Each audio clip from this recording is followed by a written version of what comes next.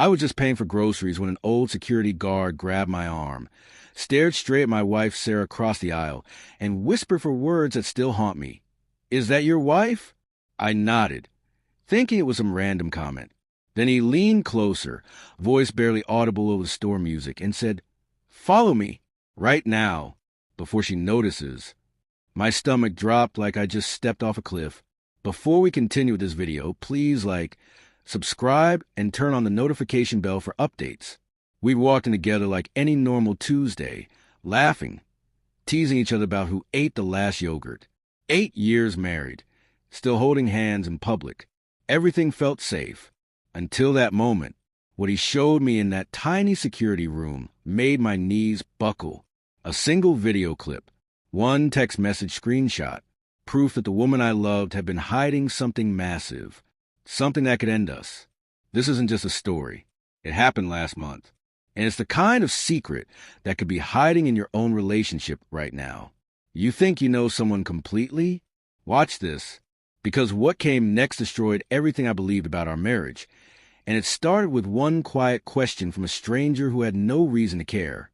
Sarah and I strolled into the supermarket hand in hand. Same as always. She wore that bright red dress I love, the one that turns heads without trying. I had on my sky blue shirt, sleeves rolled up, feeling like the luckiest guy alive after 8 years together. We were cracking up over breakfast cereal. "You ate the last bowl again, didn't you, Alex?" she teased, tossing my favorite brand into basket anyway. Everything was light, easy, perfect. She grabbed a few things while I pushed the cart. Then her phone buzzed. "One SEC, babe," she said, stepping toward the magazine rack with that soft smile she saved for important calls. I didn't think twice. I paid at the counter, bags in hand, ready to head out. That's when the old security guard, Mr. Emmanuel, gray-haired, gentle eyes, stepped right in front of me. He never talks to customers, ever, but today his face looked scared. He glanced at Sarah still on her call, then locked eyes with me. "Is that really your wife?" he whispered. I laughed nervously. "Yeah, why?" He didn't smile back.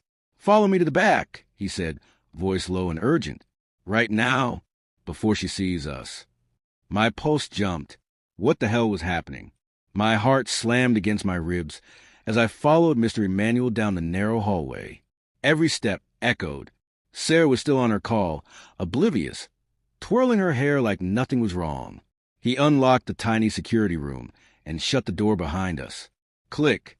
"You need to see this," he said, voice rough like gravel. He pulled out his personal phone, not the store system. "I keep copies of anything that looks off." He tapped play. Grainy CCTV from just 20 minutes earlier. Sarah in the baby aisle. Alone. She glances around, then picks up a pregnancy test box. Snaps a photo of it with her phone. Then another of the maternity vitamins shelf. She slips the photos into her purse like they're contraband. We've been trying for kids for 7 years. Nothing. She told me last Christmas. She was done hoping, done crying. But on that screen, she looked excited, almost glowing. I stared, mouth dry. This has to be a mistake. Mr. Emmanuel shook his head slowly. "Keep watching." He zoomed in.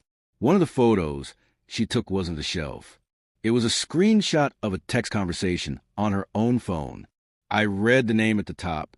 My knees almost gave out. It wasn't my name. The name glowing on that zoomed-in screenshot? Dr. Mike. Our fertility doctor. The one we sat across from together, holding hands, hearing no news yet over and over. I felt the room spin. Mr. Emmanuel paused the video. "I didn't want to show you this," he said quietly. "But my daughter goes to that same clinic. She saw your wife there 3 weeks ago, alone, crying in the waiting room."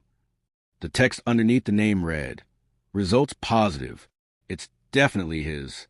We need to talk before you tell Alex." Positive. His. Not mine.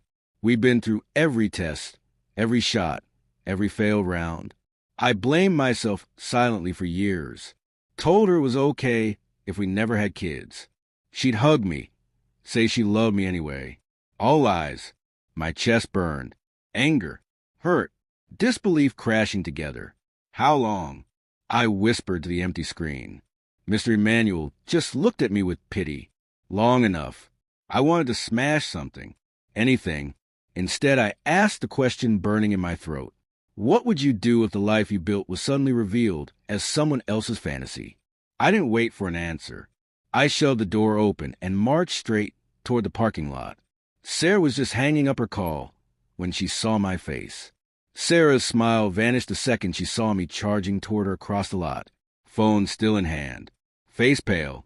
I held up my own phone. Screenshot from Mr. Emmanuel burning bright on the screen. How could you? My voice cracked louder than I meant. She froze, eyes wide. Then the tears came fast. Alex, I was going to tell you. Tell me what? That it's not mine? That you've been sleeping with our doctor? She flinched like I'd slapped her. It started during the treatments, she whispered, when everything felt hopeless. He listened. He understood the pain I couldn't put on you. I laughed, bitter, broken. So you rewarded him with my wife? She stepped closer, voice shaking. I'm 14 weeks. I was scared you'd leave if you knew. I thought maybe we could raise him together. Pretend. I still love you. Love. The word tasted like ash. I stared at the woman I'd built my whole life around. Part of me wanted to pull her close anyway. Forgive. Forget. The rest screamed to run. What would you do? Stay and play daddy to another man's child, or walk away from the only family you ever had? Before I could answer, Mr. Emmanuel appeared behind me, holding out a small flash drive. Everything's on here, he said softly. Proof. Dates. Messages. If you need it for the divorce. Sarah's eyes darted to him, then back to me. Pure panic. That flash drive in Mr. Emmanuel's hand felt heavier than the entire marriage I was about to lose. Sarah reached for my arm. Please, Alex, don't do this. We can fix it. I stepped back, looked at her, really looked. The woman I'd promised forever to. The one carrying another man's child. I already fixed it, I said quietly, by walking away. Mr. Emmanuel placed a hand on my shoulder. First real human touch I'd felt in minutes. You're not alone, son. Call me anytime. I left her standing there in the parking lot, groceries still in the cart, tears streaming. We divorced 3 months later. She kept the baby. I kept my dignity. That one question, is that your wife? From a stranger who owed me nothing. It saved me from years of living someone else's lie.